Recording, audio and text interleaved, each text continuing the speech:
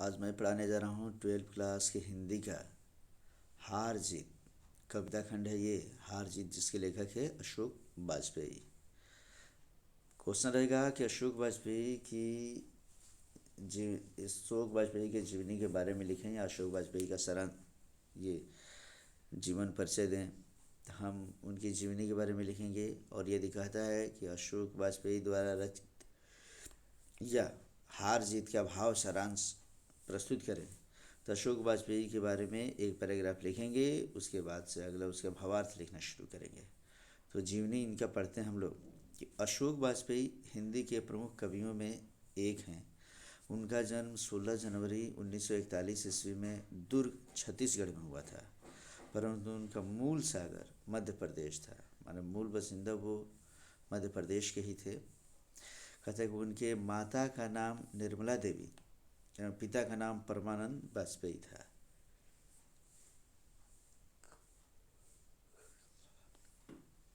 इतना अगर लिख लेते हो तो उनका जीवनी हो जाता है। उसके बारे में और भी कुछ लिखना चाहो तो थोड़ा सा लिखेंगे इसमें, अन्यथा ये काफ़ी है। इसके बाद भावार्थ पे हम लोग आ जाएंगे।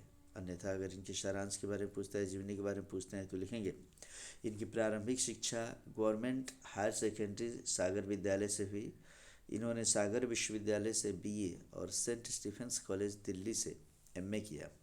ये भारतीय प्रशासनिक सेवा के अधिकारी भी रह चुके हैं और महात्मा गांधी अंतर्राष्ट्रीय हिंदी विश्वविद्यालय के प्रथम कुलपति भी रहे। इनकी लगभग 3 दर्जन मौलिक कृतियाँ प्रकाशित हो चुकी है जो निम्नलिखित है। कविता संग्रह में इनका क्या क्या है देखेंगे। शहर अब भी संभावना है, एक पतंग अनंत में, अगर इतने से, तत्पुरुष, कहीं नहीं वहीं, बहुरी अकेला, थोड़ी सी जगह, घास में दुबका आकाश, घास में दुबका आकाश, अभिन्यो, अभी कुछ और, समय के पास समय, इबारत से घिरी मात्राएं, कुछ रफू कुछ बिगड़े,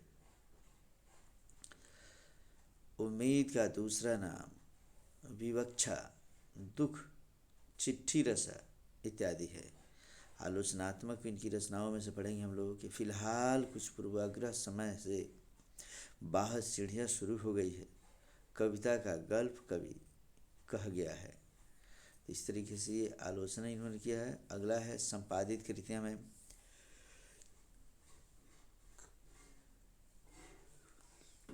तीसरा साक्ष्य साहित्य विनोद कला, विनोद पुनर्वसु, कविता का जनपद आदि। और इस तरीके से अशोक वाजपेयी को साहित्य अकादमी पुरस्कार, दयावती मोदी कवि शेखर सम्मान तथा 2005 में फ्रेंच सरकार का officer of the order of arts and letters पुरस्कार एवं 2024 में पोलिश सरकार का officer of the order of cross सम्मान से सम्मानित किया गया। अंततः अशोक वाजपेयी की मृत्यु हो गई। लेखन में हम लोग पढ़ेंगे इसमें से कविता का भावार्थ। हार जीत कविता काफ़ी इंपॉर्टेंट चीज़ है, इसको ठीक से पढ़ेंगे हम लोग जानेंगे। कहते हैं प्रस्तुत कविता अशोक वाजपेयी के काव्य संकलन कहीं नहीं वहीं से ली गई है। उनकी हार जीत एक गद्य कविता है। इस कविता की विशेषता यह है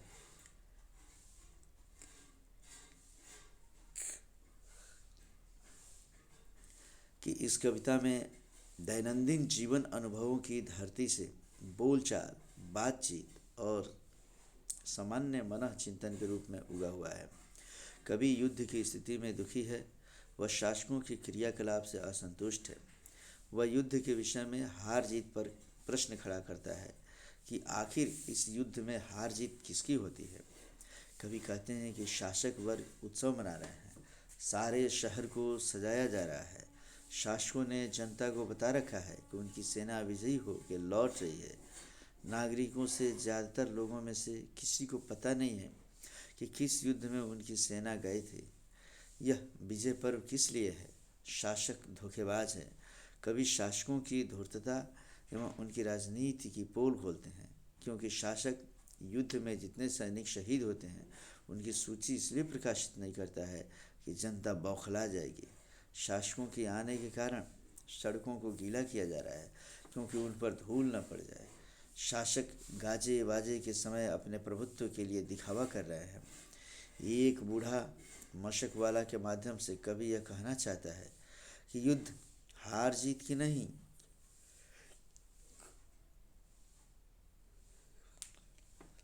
युद्ध हार जीत की नहीं होती बल्कि विनाश करती है। जनता को सिर्फ काम में लगाया गया है, उसे सच कहने की इजाज़त नहीं है। यह कविता रघुवीर सहाय के अधिनायक से मेल खाती है। तो इतना को हम लोग ठीक तरीके से समझेंगे, जिसमें बताया गया है कि किस तरीके से रघुवीर सहाय ने अधिनायक में लिखा था। उसी तरीके से इन्होंने बताया है कि जो भी शासक है, शहीदों के नाम पे जो ढोल बाजे के साथ गांव में शहरों में आकर बजाते हैं, बताते हैं और हार जीत का फैसला सुनाते हैं कि हम हार गए या हम लोग जीत गए, और जीतने की खुशी मनाते हैं। जिन सड़कों पे चलते हैं उन सड़कों पे पानी मरवाया जाता है, सड़कों को साफ करवा दिया जाता है कि कहीं उसका धूल कण उन शासक पे न पड़े। ऐसे लोगों को ही बताने के लिए, समझाने के लिए इस कविता के माध्यम से हार जीत के बारे में डिस्कस किया गया है। कहता है कि उत्सव शासक वर्ग मना रहे हैं। पूछता है कि उत्सव कौन मनाते हैं, तो शासक वर्ग मनाते हैं, परंतु युद्ध जीतने की खुशी में।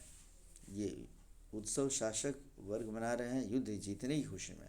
नागरिक विजय पर्व मनाने में व्यस्त हैं। उनकी व्यस्तता जायज़ नहीं है, क्योंकि उन्हें यह पता नहीं है कि विजय किसकी हुई है, सेना की, शासक की या नागरिकों की।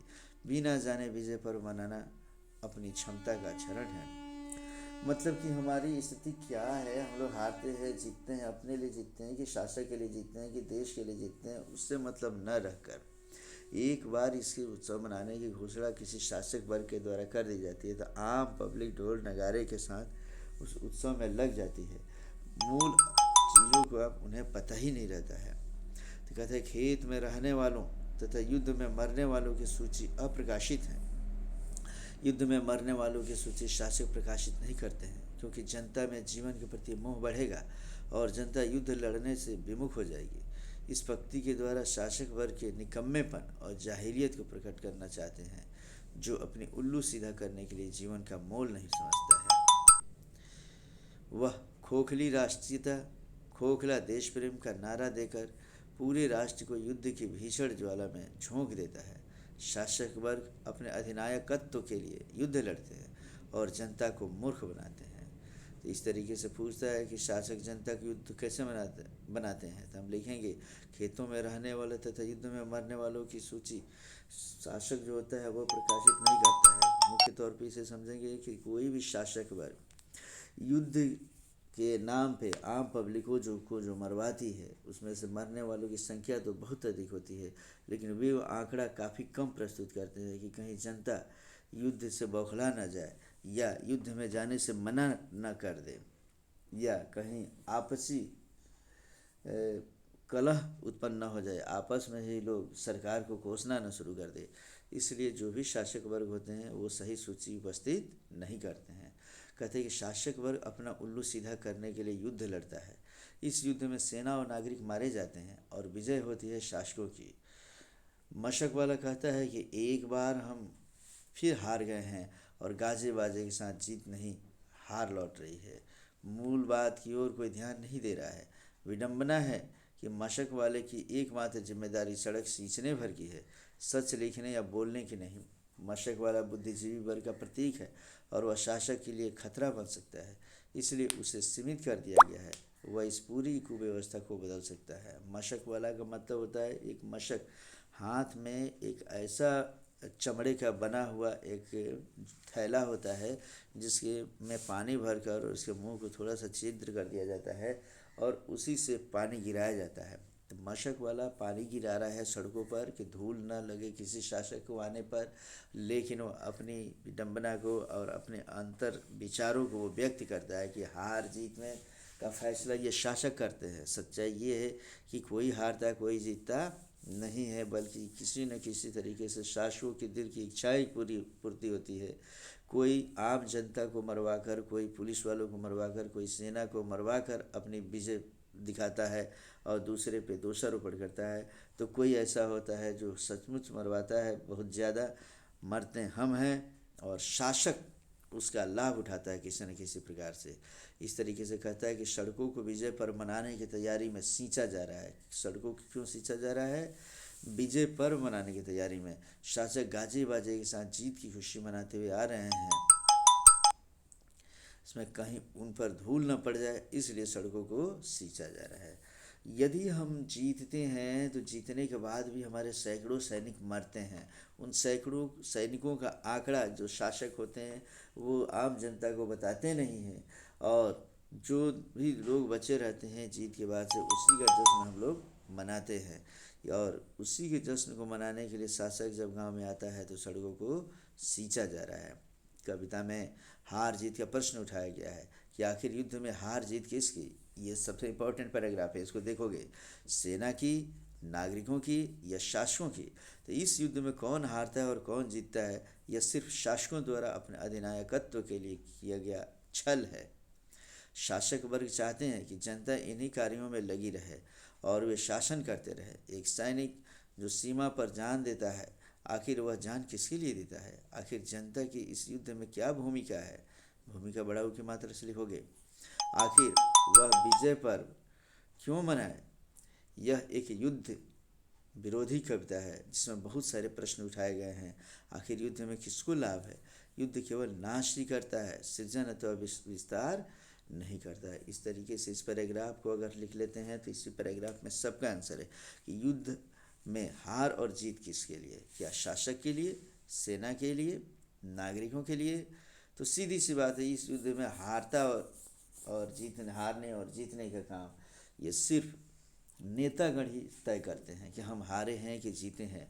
अगर हम हारते हैं तब भी उसका मानसिक रूप से लाभ उठाते हैं शासक, और अगर हम हारते हैं तब भी उसका मानसिक रूप से लाभ उठाते हैं। हारने वाले, जीतने वाले, कटने वाले, मरने वालों में से सिर्फ आम जनता होती है, सैनिक होते हैं, सामान्य परिवार जो हमारे देश के होते हैं वो होते हैं। शासक वर्ग जो भी होते हैं या जो भी समझ लो कि नेता किस्म का कोई व्यक्ति हो, वो अपने बच्चों को न तो आर्मी में भेजता है, न पुलिस में जल्दी भेजने की कोशिश करता है। सेना में तो बिल्कुल भेजने की कोशिश नहीं करता है, क्योंकि उनके बच्चे वहाँ जाकर कटते मरते नहीं हैं। मरते हम हैं, मरते तुम हो बच्चों, और मरता वह आम जनता है जिसको 2 वक्त की रोटी चलाने के लिए काम करना पड़ता है। और ये शासक वर्ग हम लोगों को बगैर कुछ सोचे हुए किसी भी युद्ध में झोंक देते हैं, और झोंकने के बाद से अगर हम जीतते हैं तो उसका लाभ ये शासक वर्ग ही उठाते हैं, और हार जाते हैं तो मानसिक रूप से हम लोगों को युद्ध के लिए, युद्ध में हार के लिए, और मानसिक रूप से हम लोगों से ही ये फ़ायदा उठाते हैं। इस तरीके से हार और जीत किसी व्यक्ति का नहीं, बल्कि यह किसी शासक वर्ग का मन का एक छलावा होता है जो हमें बताता है कि हम लोग हार गए हैं या जीत गए हैं। तो इस तरीके से जब वो आते हैं गाँव में, शहरों में, तो अपने लिए सड़कों को साफ करवाते हैं, अच्छे तरीके से वहाँ व्यवस्था कराते हैं, ढोल नगाड़ों के साथ आते हैं और खुशियाँ मना कर जाते हैं। दुख के नाम पर वो ढकोसले आंसू बहाते हैं, लेकिन सच्चाई ये है कि किसी भी युद्ध में जो व्यक्ति मरता है उसके दुख का एहसास उसके परिवार वाले ही करते हैं। इसलिए युद्ध को निरर्थक बताने का कोशिश यह अशोक वाजपेयी के द्वारा हार जीत में किया गया है, और इसको छलावा बनाने का कोशिश जो शासकों के द्वारा किया गया है उसको बताने का कोशिश हार जीत में अशोक वाजपेयी ने किया है। तो इसे 1 बार, 2 बार, 3 बार समझो, और समझने के बाद भी कोई दिक्कत होती है तब मुझे कॉल करो।